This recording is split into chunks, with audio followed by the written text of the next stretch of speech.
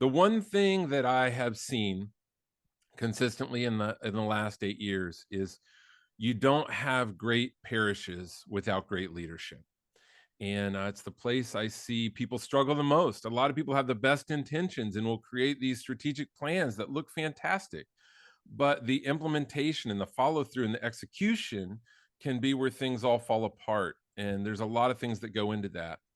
And because of that, my first 5 webinars with Great Catholic Parishes are going to be around leadership. You received an email about that. You'll get more in the future. But this first one is for those of us that lead, whether you be a pastor, a priest, a second chair leader, which we'll talk about later, or a lay leader. We all need to grow in our leadership. Most of us didn't have great leaders to learn from. And so we need to learn and grow, and we can become the leaders that we wish we'd had. And a lot of times it's just as simple as that, as asking yourself, what would I want a leader to do in this situation if they were leading me? What do I need from them? And then you can do that for others. I'll introduce our guests, and then we'll jump in with our first guest. So today we have Dr. Rob Murray joining us from Nashville, Tennessee. He's got Hey, John. you got a good Southern accent there, Rob. The Deep South. Deep South. And then Msgr. Lloyd Torgerson, along with Flip and Merrick, joining us from St. Monica's. Flip and Merrick lead marketing, communication, and also operations there. Thank you guys for joining us. You'll be with us in the second half of the webinar. Look forward to that. Thank you, John. Thank you. Well, let's just jump in here now with Dr. Rob. Rob hails from South Africa, as you'll hear in a moment. But he's the CEO and co-founder of Transformed Leader, helping mission-driven organizations and leaders overcome their greatest challenges. Tell me if this resonates with you as a leader. He helps guide frustrated, depleted, and fragmented leaders into new levels of growth. Boy, Rob, I've met a lot of those, and it's not uncommon. Yeah. Trying our best, working as hard as we can, but still feeling like we're treading water. Yeah. Rob holds a master's degree in social and civic entrepreneurship and a doctorate in transformational leadership. He's the co-author of 2 books, The Human Operating System and Fighting for Heart, which we'll talk about both today. Rob, thank you so much for taking time to be with me today. Gosh, you're so welcome, John. Thank you. Well, first, would you just share a little bit with us about your background in serving in the church and leadership in the church and working with church leaders, so everybody kind of knows where you come from in that?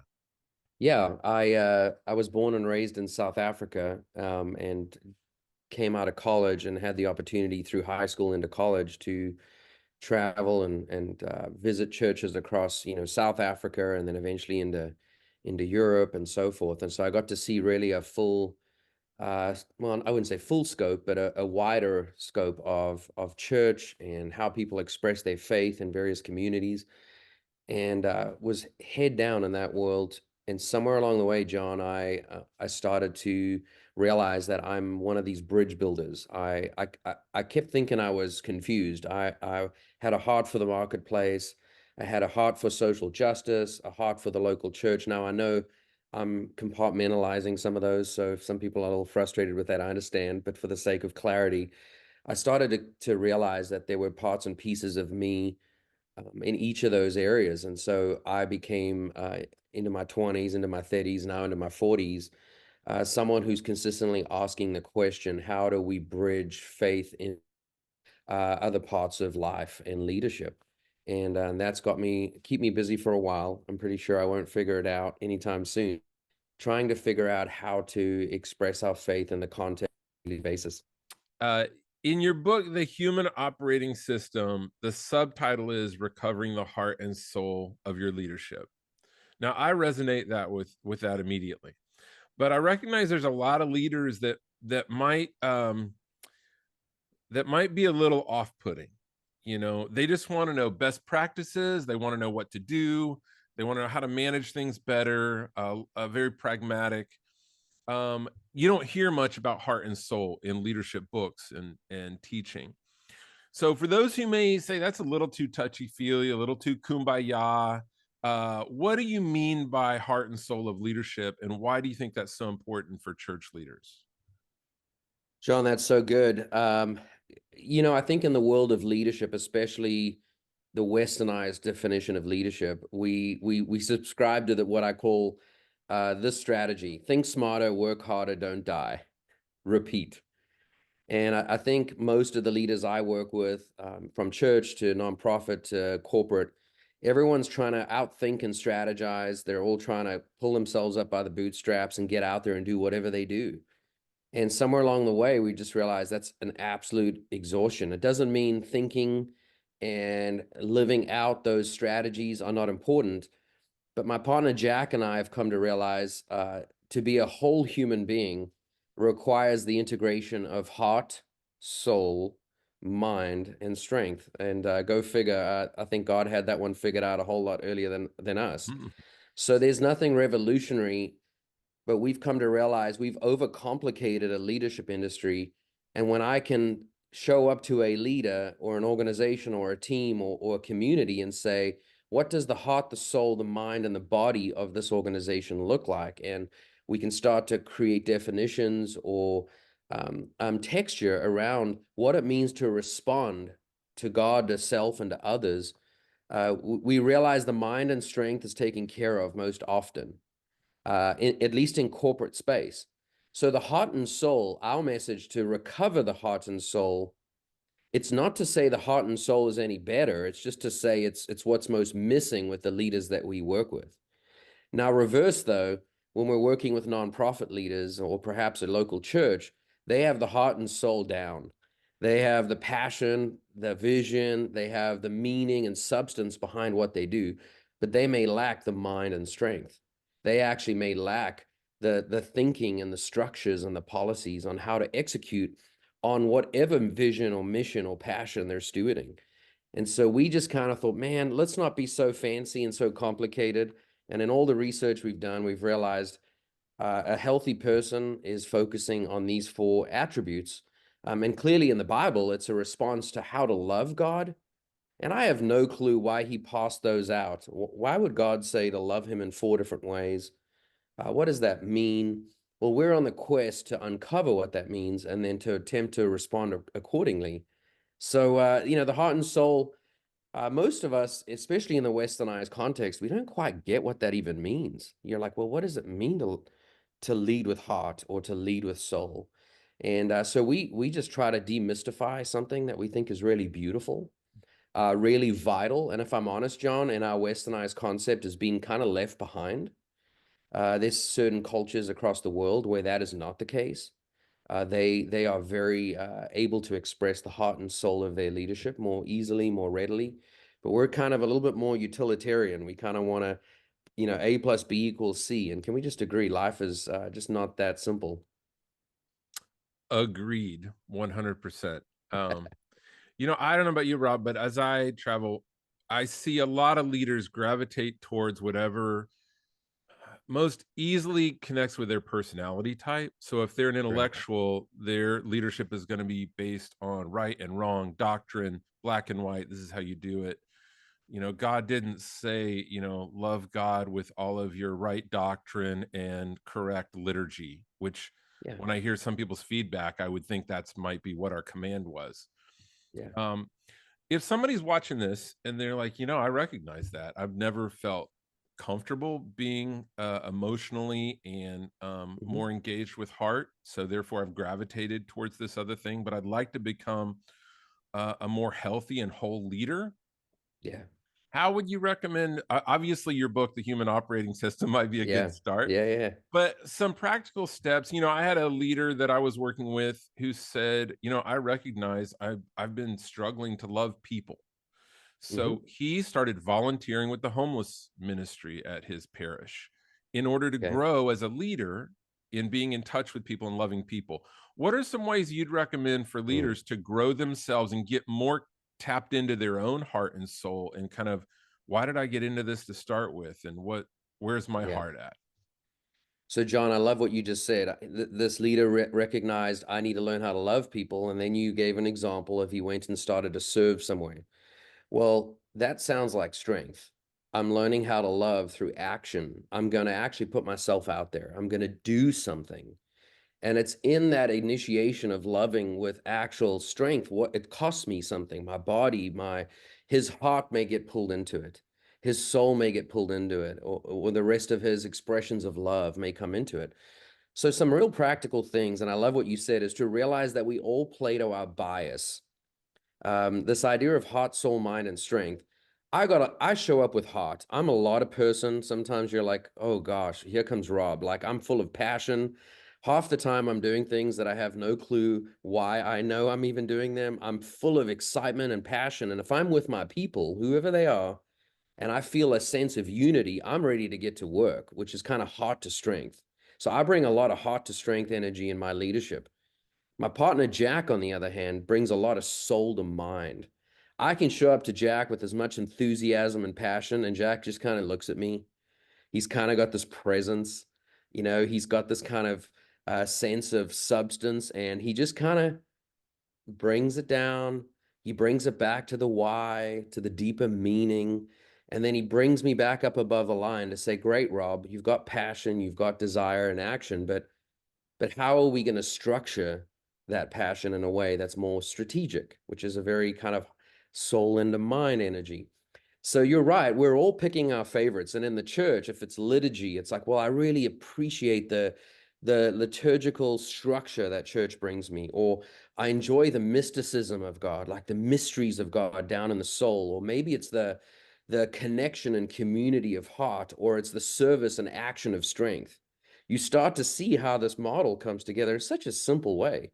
And so I don't think one is better than the other. I think it's just worth noting, who are you within the context of loving God through these four ways? And so very practically, I think it's just to start to pay attention, to realize you are uniquely created, but you're not as special as you think.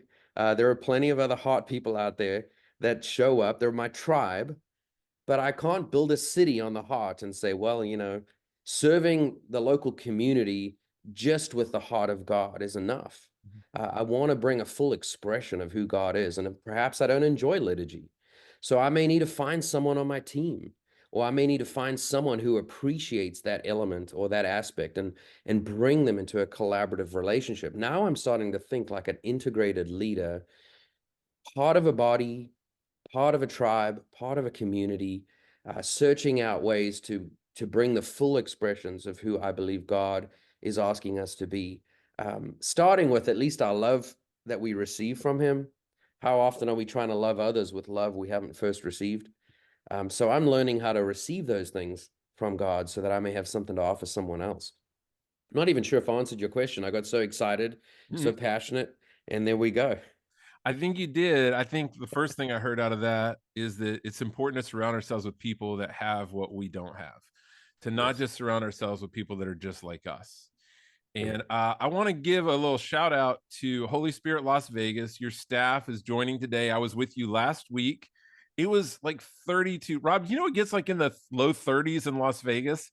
No, It's the no desert. idea. Blew my mind. But you guys I'm working with your parish this year. You're joining today. I'm going to give you some homework right now while we're talking.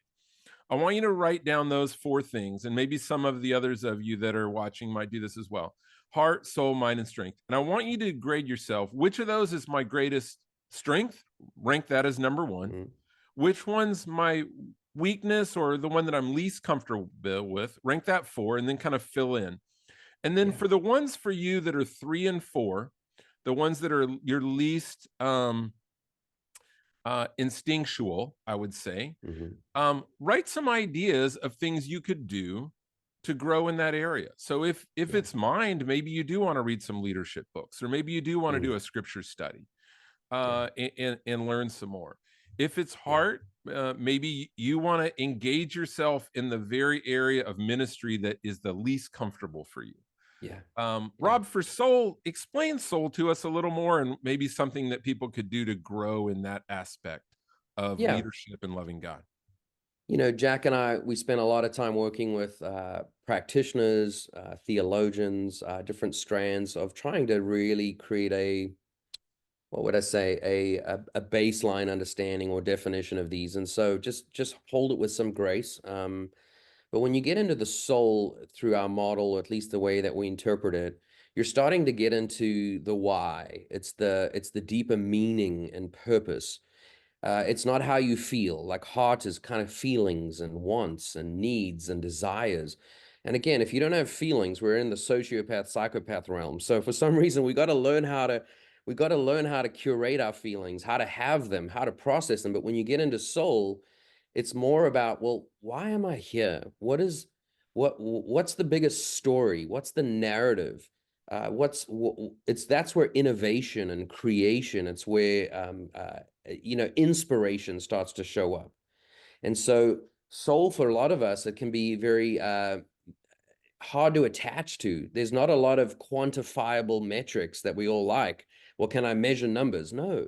Soul is this expression and its cultivation of space and sacrament and the mystery. So a lot of people struggle, especially in the business realm, would struggle with that. Well, what's the soul of leadership?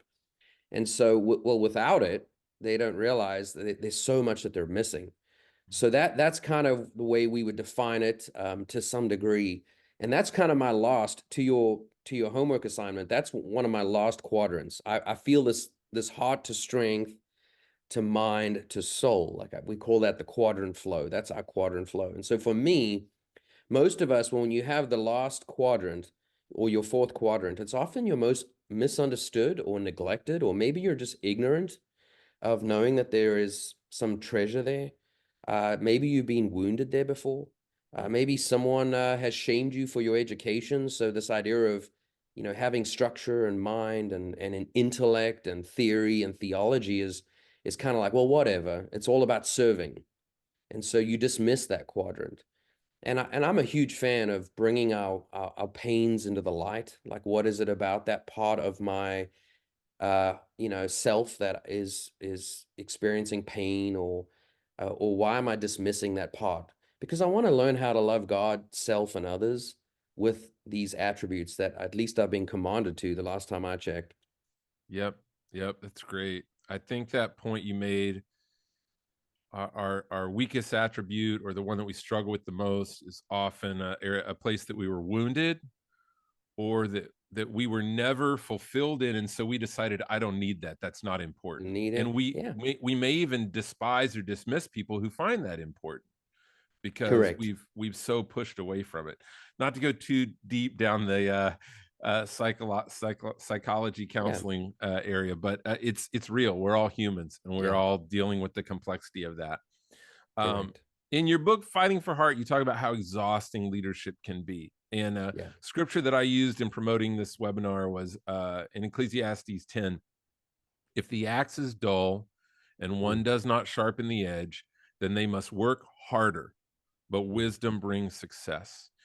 mm. For a busy leader, what does sharpening the axe look like, and how much would you recommend or encourage people to make time in their schedule for that every week? Yeah.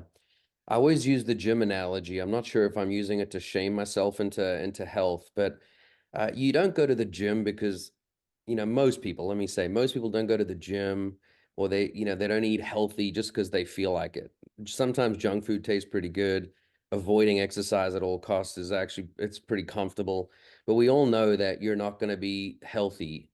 And so what I've come to realize is so many of us are expending the resources that we have to work harder, to think smarter, to keep going, to show up, to really take care of everyone else. And again, we trying to love the whole world before we take care of ourselves within the context of our relationship with God.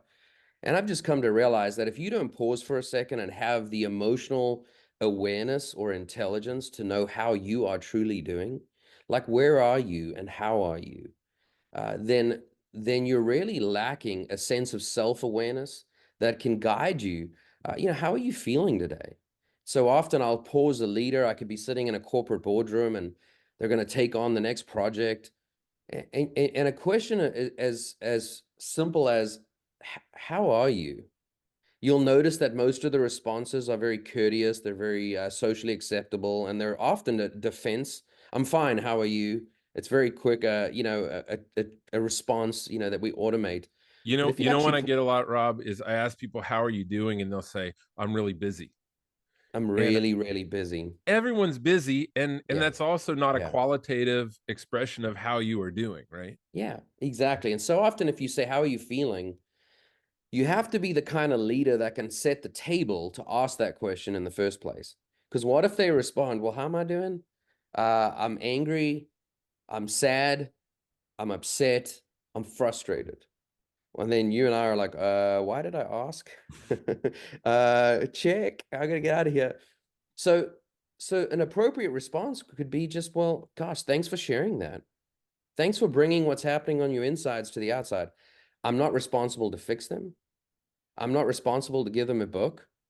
I've actually just given them the opportunity to express, if I trust them, if we're in a trusted relationship, to share what is really going on. And all I'm offering is witness to be with them in their life without talking them out of it. And often leaders will say, well, what's that going to do? Well, it's going to acknowledge the fullest scope of who they are as a human being. And I just know that when I feel seen and heard, I'm ready to get back to work. But when I don't feel seen and I don't feel heard, or I feel misunderstood, even inside of myself, there's times where I have to pull out a piece of paper and say, God, I'm feeling all these things. And then it's kind of a sense of, is it okay that I'm feeling this? And I don't think God would turn around and say, well, that's wrong. I think he would say, no, that's what is. Let me be with you, God Emmanuel. And then he may turn the tables and say, well, okay, now I'm ready to redeem you, or I'm ready to lead you, or I'm ready to move you out of this. But the heart of leadership is often embodying God Emmanuel. It's like, can we offer God's presence? I'm with you. I'm not coaching you, guiding you. And so that kind of work gets a little bit tricky. And it's not as complicated as it sounds, believe it or not. We're just offering the loving, warm presence of allowing other human beings to express more truthfully what's going on in their life, which opens up the door for opportunity to be in relationship with them. I said a lot there. I hope I didn't scare anyone. No, it's great. And it also speaks to how we can help each other be great leaders, right? Yeah. Just, my therapist said, everyone wants their pain to be seen by someone. Yeah. And there's something even healing or comforting about others just knowing. Now, of course, we have people that open their mouth and dump all their pain every time we say hello to them. Correct.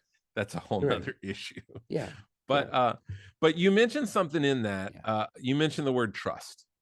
Uh-huh. Trusting someone to hear and hold what we're struggling with. I love the quote from Simon Sinek where he says a team is not just a group of people who work together, it's a group of people who trust each other. Talk about the importance as a leader of creating a culture of trust and how we build or destroy that as leaders. Yeah. So I study the field of transformational leadership, which is a fancy way of saying, how do you navigate deep change and transformation in the life of, a leader, team, or organization? It's not how do we process, improve, or so forth. But when you get into transformative change and you can relate that to your parish or to your community or to your friendships or your work that you do, it is almost impossible for transformation and change to happen outside of a relationship of trust. Okay. So that sounds like a simple principle, but a relationship of trust is almost vital for deeper work to go to a place outside of just, automated kind of doing what we do, say what we say just to get by. So part of the work is to create relationships of trust. Well, relationships of trust, I always say, do you have someone? What does that even mean? So there's a whole journey we could go on what exactly are relationships of trust? What are levels of trust? And I really believe to start to begin to trust others is to say, I feel safe enough to be authentically me, kind of to bring myself to this relationship. I trust this environment or I trust this team and I'm allowed to show up. I don't have to be perfect. I don't have to pretend. The risk is we create environments. We work with a lot of church leaders, and a lot of them have to pretend that they're right up there with Jesus. I mean, you would be so impressed on some of the standards that some of them are being held to, that they have to now uphold these standards that aren't even human.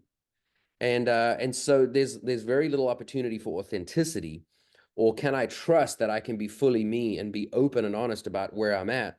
And therefore it creates hiding, and it creates isolation, and it creates division, and it creates a barrier. And so the work we do is just, we're beginning to learn how to trust one another. We take people on a journey. We try to understand what that actually means very practically. And it's fascinating, the things that we learn. But even when you think of your relationship with God, it's a sense of, God, can I trust you? And can I trust you with my life? And that's what we're all trying to navigate, this idea of, can I sit back into this relationship and trust? Now, in friendships and communities and in work relationships, this is not abdicating responsibility. That's what we all think. Well, I trust you, so I'm going to load on my work, and I'm going to load on my life and load on my issues. It's not abdicating responsibility. It's finding relationships and communities and teams where I feel like I can bring more of who I am in a way that is responsible. You talked earlier about someone just kind of bringing it all, and you're too afraid to ask someone how they're doing in case they have no boundaries. Well, that's a boundary issue. That's a self-control issue. So we're going to learn how to trust one another, John. I'm on this call because something in you trusts me to some degree, that you knew that I could be on this conversation. You may not agree or understand everything I say, but there's a level of trust to say, I will invite Rob to sit at the table of the community that I'm cultivating. But we could go far and far more deeper as we build out a relationship of trust, if that makes any sense. Mm-hmm. You alluded to something there. I'd love to hear a little. This is our last question with you, but I think a lot of leaders feel like, or have been taught, that vulnerability, admitting their weaknesses and their mistakes, breaks trust or lowers their esteem in the eyes of others. John Maxwell says, as a leader, you should often communicate your weaknesses to the people that work with you, because they already know what they are, and they'll be relieved that you're a little self-aware. Would you speak to that, about how those things of appropriate vulnerability and ownership of your mistakes, your flaws, apologizing even, actually builds trust? I think that's a huge win right there. The Bible says in different ways in various places, this idea of bringing the stuff in the shadows, like to bring it into the light, is sometimes to take away its power. To bring those things in the shadows and to say, like, I could get on this call with you, John, and say, John, I really struggle with being an impulsive leader who does this and this and this and this. As we work on this team objective together, I need you to know that it's common for me to struggle with these challenges. What I'm doing is I'm bringing my weaknesses or my challenges, I'm bringing it with vulnerability, because I trust you to a degree that you're not there to harm me or take advantage of me or exploit me. I actually care about the mission that we're on. And I actually have done enough work that I'm willing to admit, like, this is what I actually bring. That may free you up to say, well, gosh, Rob, well, while we're on that topic, I'm going to struggle in these ways.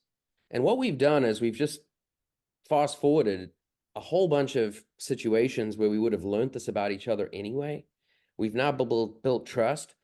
We've been willing to, bring the best and worst, and often I'll just say vulnerabilities of who we are. And I'm just learning to realize that it's not as scary. But you do have to read the room. Back to your previous question, you do have to understand, is this a safe place for me to express those things? What is the most appropriate way to express those things? And I'm just telling you, when I sit down with a leader and they are unable to express authenticity or vulnerability, I just take it for what it is. It's limited. I'm going to find out, the best of who they are, and we're all going to know some of the challenges, but it's really hard to be a passenger when the driver is lost but won't admit it. Yeah. So I'm just learning to admit when I'm lost. That's great. That's great. And I'll just reinforce that and say, leaders, you can't expect a culture of people who own their mistakes, who work for you, if you're not willing to own your mistakes in front of them. Like, you lead the way. You set that culture by your own vulnerability and honesty and ownership. So, Rob, we could go on for a long time, but I encourage people to check out your books, Fighting for Heart and the Human Operating System, website transformedleader.com or drrobmurray.com. I'll include all those in the email going after this. I will ask, hang on as long as you can. If you need to go, I understand. I forgot to mention the Q&A button at the bottom for those of you watching. If you have any questions for Rob, if he's not on still, I'll forward them to him, or for the rest of our webinar, just click that button, shoot us a question, and we'll try to answer them as we can. Thank you again, Rob. Appreciate you being with us. Thank you so much. All right. Well, just a moment, we're going to go to Msgr Lloyd Torgerson at St. Monica's, but I want to let you know about one new thing that I'm offering that I've never done before. They're called Great Catholic Leaders Cohorts. They're going to be a virtual cohort of 6 leaders that work in the same space of leadership that you do. So if you're a pastor, it's going to be 6 pastors. If you're what I call a second chair leader, somebody that is maybe like a pastoral associate or a parochial vicar, or even a lot of parishes, that's the business manager. I'll put you all in a cohort together. So it's going to be 6 of you meeting virtually with me every 2 weeks. And there's going to be accountability. We're going to share the challenges we're facing. We're going to bring in some experts in that area from around the country. We'll do that every 2 weeks for an hour and a half. And it speaks a lot to what Rob has been saying, just that community of leaders around you that have different strengths and weaknesses that you do, have different experiences and insights. So imagine having that group to meet with every 2 weeks, to be strengthened by and encouraged by and to learn from. I'm going to be putting those together. So there'll be more about that in the email going out to you tomorrow after this webinar. So with that said, let's go to Santa Monica, California, where it's much warmer than it is here in Dallas, to Msgr Lloyd Torgerson. And let's get the video going there. And thank you. We got Felipe Sanchez, who's the Director of Operations at St. Monica's. Let's go to our gallery view. We've got Merrick Siebenaller, who is the Director of Worship and Parish Life. And then last but not least, we have the Msgr Lloyd Torgerson, who was in a fight yesterday, as you can see, with some steps. And did they win? The steps definitely won, John. Yes, they did.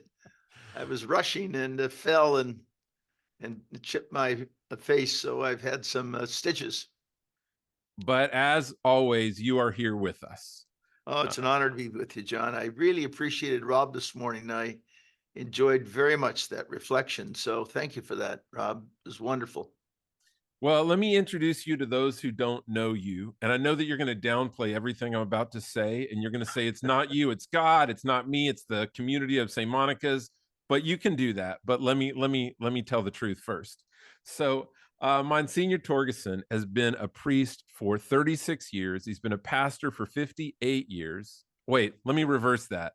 He's been a priest for 58 years and a pastor for 36 years. Right. And, you know, when we talk about the book, Great Catholic Parishes, we talk about Bill Simon, who wrote this book along with Claire Henning and who co-founded Parish Catalyst.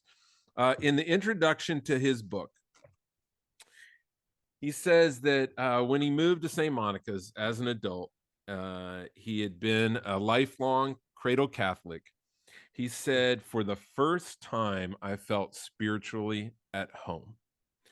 And this parish so impacted his life that he said, why can't every parish in America be like this? And this began the research behind Great Catholic Parishes and the work of Parish Catalyst. And so, Msgr, you've played a huge role in his life, in Flip's life, and Merrick's life, and my life. So thank you for being here with us today. Thank you, John. Well, I will just start with this question. I've talked to you previously about some things that you've learned in your 36 years as a pastor. And one of the first ones that we've talked about and that I've seen in your life is that you hire great people and you give them the freedom to do. You don't micromanage them. You give them the freedom to do what they do best. Can you talk about the importance that role has played in your success as a parish? I'd like to do that, John. I just want to mention first, however, that Bill Simon is really a wonderful man. We meet once a week on Sunday morning just to have a chance to kind of catch up with things, and we share not just our strengths, but we share our vulnerabilities, our struggles, and our difficulties. And I think as a result of that, along with the concerns and cares of the community, he saw that the parish is really the central part of the life of our church. And so that's why Bill wanted to make sure that he did everything he could to develop a program to help those parishes to grow stronger and to grow better. So I'm sorry for not going directly to your first question, but I just think that's so important, John, because it came out of not out of our strength, it came out of our weakness. He saw the need of a community to be strong and to build that in each community of faith, and wanted to do his best to help, and certainly has done that. So, and you have been a great help to him. Yeah. Yes, I've done everything I can to really look for people better than I am, actually, John, in all kinds of ways. The two people that I've got with me today, Felipe and Merrick, they're incredible folks, and have great wisdom. Felipe does most of the administration of the parish, and Merrick does liturgy for sure and strategic planning, but he also does development. So it's pretty amazing to see the quality of life in people and the desire that they have to want to serve the church. They're not ordained, they have families, they're married, they've got children, but they're doing something that they believe is important. They're doing it for God. And I just think that you lose nothing, John, by giving them the authority, the care, the support to go ahead with what they're doing. Because you know, John, I just think that it takes many, many people to create a community of faith. It's not one single mind, one single kind, one single heart, one single strength, one single soul. It's the community, and it's the growth of that community, and it's the people who are called especially to leadership and to serve. So I'm very proud of the fact that we have strong leadership. I'm grateful that I learned a lesson. It's not something that came to me right at the beginning, but something I had to learn to make sure that I let go of those things so that people can do their work. And as a result of that, I think our community of St. Monica's has grown and flourished. I think in people listening to you talk, they can see another thing that you do well that's in that same space is you make other people the hero of the story. You don't try to be the hero of St. Monica. And as much as you are beloved there, you know, I know a organization came in to do a documentary on you. Yeah. And Sunday to Sunday, I encourage you to check it out. And Yeah. you said, I want this documentary to be about the great people of St. Monica's and what they've done to impact their world with the love of Christ. I love your mission It statement. is the people, John. That is the story of St. Monica's. It's the story of the people who receive a gift, and it's a gift that they want to then share. They want to help to transform this world, and that's the blessing. And so you're absolutely right. Thanks for saying that, John. Well, just to put a bow on that first question, there was a great quote that I heard from the VP of A&E Networks. She said this. She said, I tend to see two kinds of leaders in organizations. Leaders that hire great people that are smarter than them and empower them to do what they do well, and leaders that hire people that they can control. Two kinds of leaders: empowering leaders and controlling leaders. And just to wrap up what we've just talked about, I just encourage everybody listening to be an empowering leader. And that it doesn't necessarily happen overnight. I think you grow in that, John, as you mature in life, and you become I think more settled with yourself and you appreciate your own gifts more, that allows you then to be able to do that with other people. I certainly didn't start that way. Yeah, yeah. I think that's true for a lot of us as young leaders. We felt like we had to be in control of everything in order for it to turn out okay. And then we realized we were responsible for all the failures completely as well. And so it's Exactly, John. kind of nice to delegate the failure sometimes. Um, And we've made plenty of mistakes for sure. a quote that you and I spoke about yesterday was where Pope Francis says that the pastor needs to smell like the sheep. What does that mean to you, and how do you embody that? How do you help make sure that's true of your own leadership? Well, John, I have a great love for John Paul and Benedict. They were incredibly brilliant men and did so much for our church in so many ways. Francis, however, is a pastor. And Francis has this heart that Rob was talking about. He has this heart for people, especially people who are separated, distanced, disconnected.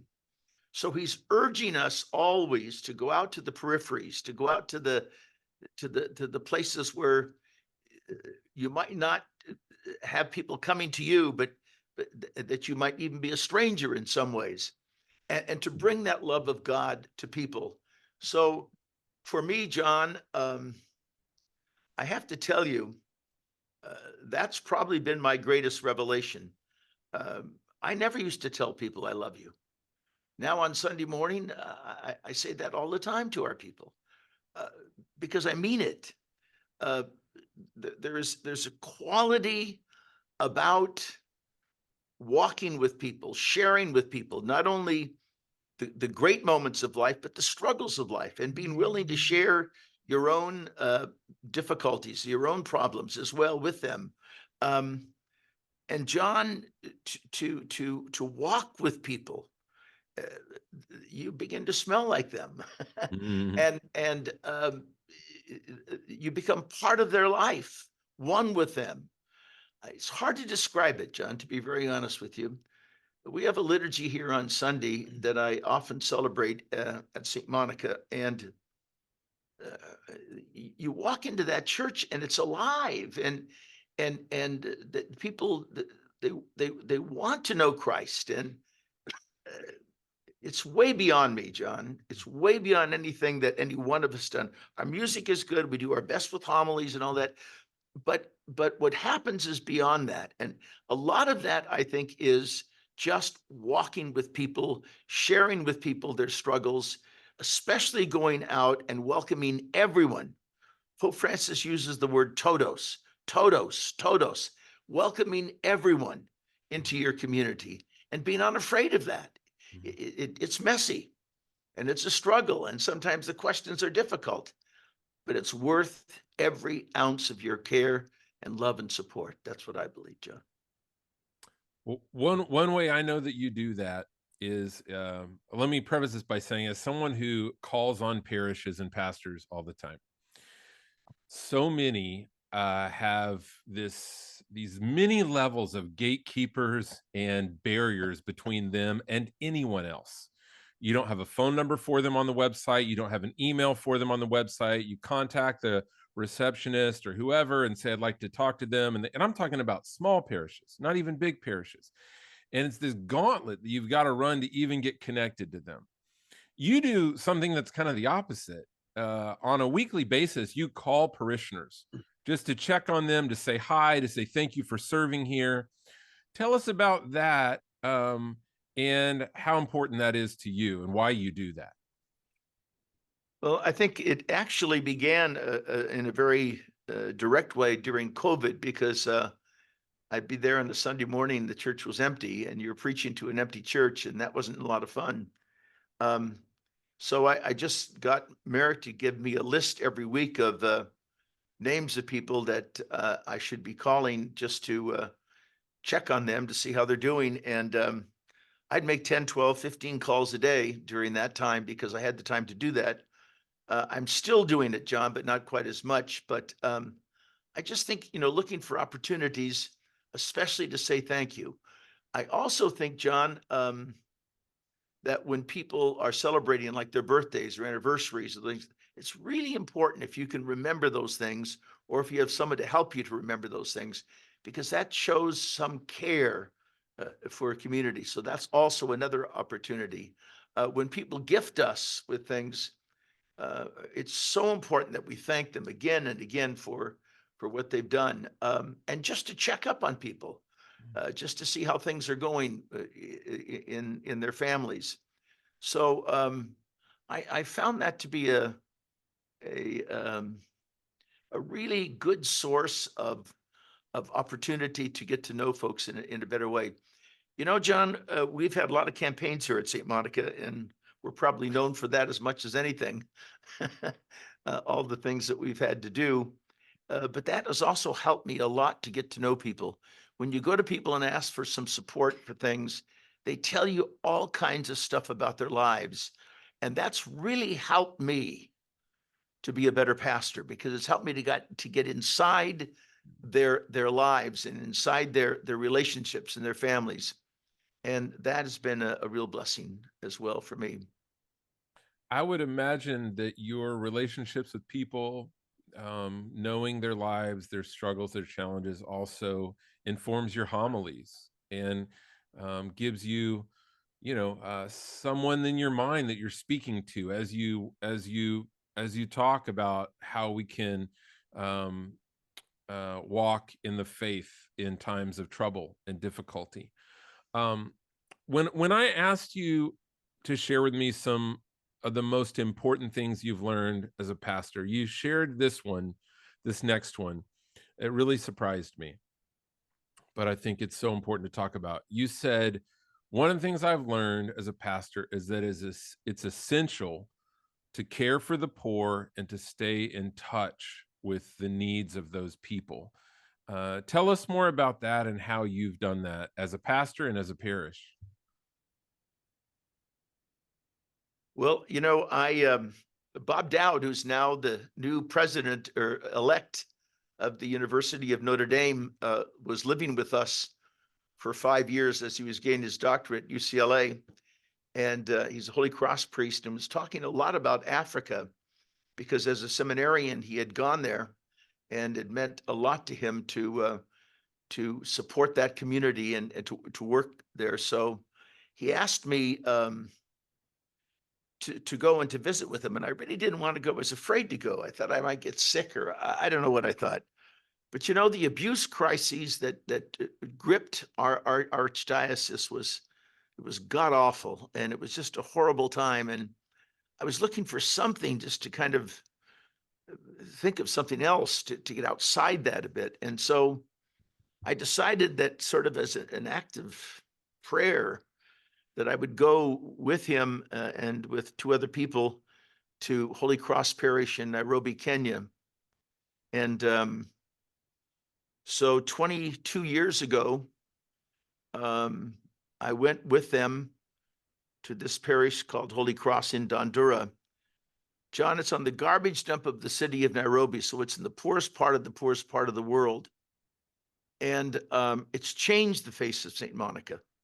It's changed us as a people, because every year now we go with 20 or 25 people. We're starting to bring our students from our senior class in the high school as well. And it's just an opportunity to share with people the great struggle of the human condition, the human heart.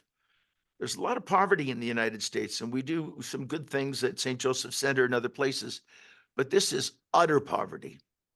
And so to have a sister parish like that, and to work with them over the year. We met last night with our group of people who are responsible for our trips and for all the work that's being done there, for the school, for the parish, for the HIV/AIDS program that we have, for the food program, the distribution, the hospital that was built. John, it's changed us as a community, because we see something that is so critical for us, that we are so blessed, and we have so much, and we have a responsibility to share that blessing We must share that with people. And so I'd say Bob Dowd and that community changed St. Monica. And I remember the words of the Holy Father when he was named Holy Father in Rome. He said the cardinal from Brazil turned to him and said, "You're going to be the next pope." And he said, "Oh my God." He said there was just a terrible fear inside him. And then he said, "Jorge, never forget the poor." And that's what I believe, John. We can't forget the poor. It's essential to who we are and to what we're about. And so I'm just so grateful for that. And I just think that it's, an important thing for us to participate in. And I'd like maybe Merrick and Felipe to talk a little bit about that as well, because they have some sense of it, because it's also a part of their ministry.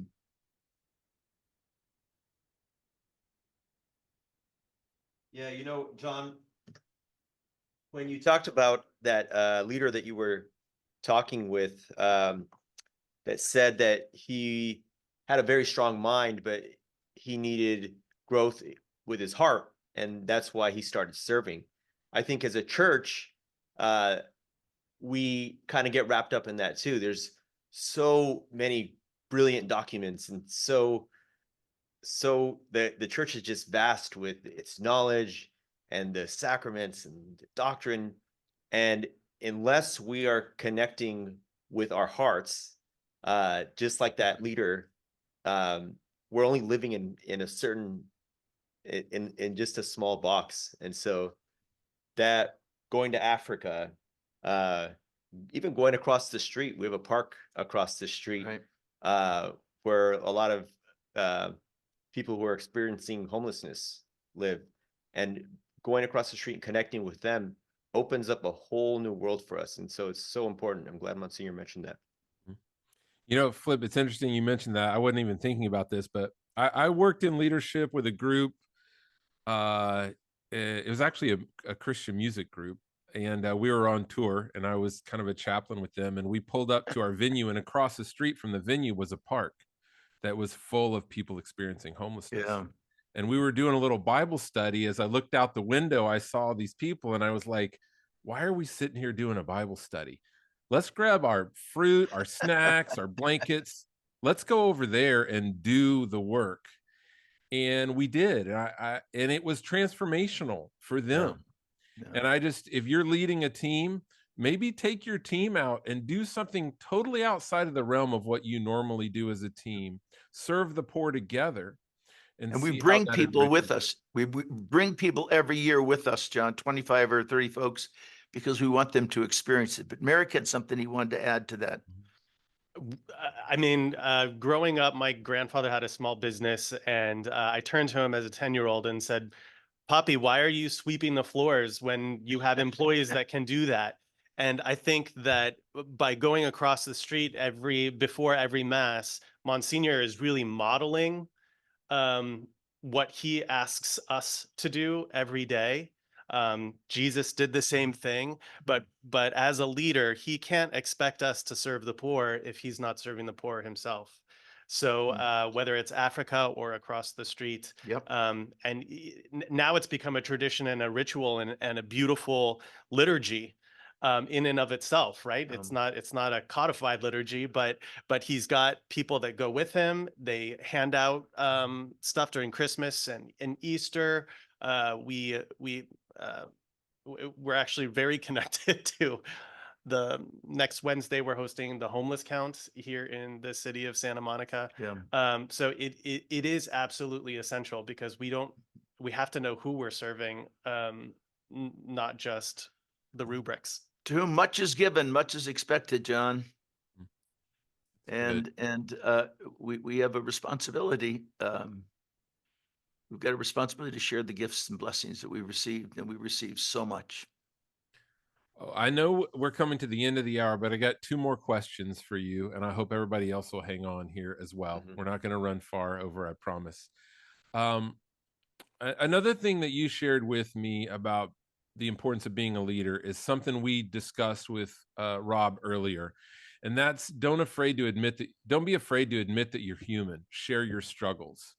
I want to hear why that's important to you. And then Flip, I want you to share your story of when you were brand new to St. Monica's and how that impacted you. Well, I think it's important to do it because it's the truth. We're all struggling. We've all got stuff. I've had all kinds of things in my life, and I'm very willing to share that, John. I'm not out every Sunday, telling everything, but I certainly share with people my own struggles and my own shortcomings, and even some of the things that have been more serious in my life. And I got to tell you, John, when you share that with people, you show your vulnerability with people, your struggle with people, but they see that you're still going. They see that you're still trying to grow and improve. That brings hope to folks. I don't think it does anything except to help people to see the goodness of our God and how our God takes care of us and covers us over. So, John, I think that's essential for a leader, to be able to share all those things in life that are difficult, and be willing to do that with your people. But Felipe's got a great story. Sure. So I lifelong Catholic and went to mass every Sunday, but I never felt like I belonged in the church. I never felt like I was good enough to be there. It was some part of me that thought, wow, everybody in here is so good, and I was just falling a little short of that. So often I wouldn't even go to communion. I thought I had to be perfect to be able to do that. And I remember my first mass at St. Monica. There was so many great things about that first mass, but one of those things was the homily. And Monsignor's message that night was that he is a sinner. He said, I'm a sinner. In fact, I'm probably one of the biggest sinners in here. And it was just so freeing for me to know that the pastor himself was admitting that he was a sinner. And then I looked around and people were resonating with that message. And I found myself sitting in a church full of sinners, which made me feel right at home. And then just before communion, he echoed the Holy Father's statement that the Eucharist is not a prize for the perfect. It's food and nourishment for those of us who need it, which I needed it. And experiencing that Eucharist that night was so much more impactful than any other Eucharist that I had experienced, because I felt like I was a part of that body of Christ. Broken, but also blessed. That's great. That's great. If you're listening to this and you're afraid to say that as a leader, I just want to remind you that the Apostle Paul said, I'm the chief of all sinners. So unless you're better than him, you can say that as well. Monsignor, I got one last question for you here. You've been doing this for 36 years as a pastor and long before that as a priest. You are still someone that is inspired and enthusiastic and joyful about what you do. How do you maintain that? What do you do to maintain that, like on a weekly basis? Give us your secrets. Well, I enjoy very much working with the people I work with, so that helps me a lot. I'm inspired by the people I'm working with, the staff I have, and the folks that are connected here at St. Monica. That's a wonderful gift when you come into a community and you enjoy what you're doing. Secondly, I believe that, John, there's no more precious life than to be a pastor of a community, because people are so willing to share their life with you, their struggles with you, all of the things of life, their family. And I feel so privileged to be able to participate in the life of people at the time of death, at the time of struggle, and great moments of life.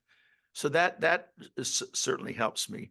Prayer is essential, John. If you're not looking out every day over the past day and finding God in all the various activities of the day, and then waking up in the mornings with a sense of gratitude for the day ahead, then you're going to get lost. So those are some small things that have really helped me, John. But I love what I do, and I think that's what keeps me going. Well, a couple other things that you mentioned to me were exercise, Oh, getting yeah. out, moving your body. I do. I exercise a couple of days a week. I've got do some good exercise with a trainer, and then I golf. I love to golf, John. So I can still do that way into my 80s, which is fantastic, and that's a great thing for me. And then I do some physical therapy as well. So yeah, that is important, John. And friends.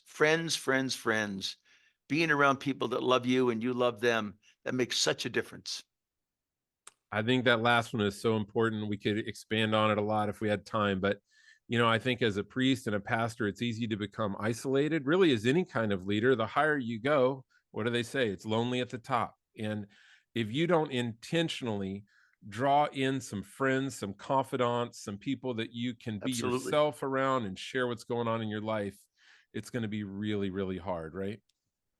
Thank you, John. Yep. Well, we'll wrap it up. Thank you guys so much. And thank you, Flip and Merrick, for making this possible. If you want to learn more about their parish or contact them, go to just stmonica.net, stmonica.net. Also want to remind you, next month, we're doing another webinar. It's on multiplying great leaders. How do we identify, engage, and develop new leaders and make them great leaders? We all could use more leaders to share the responsibilities and leadership around the parish. So I hope that you'll tune in for that.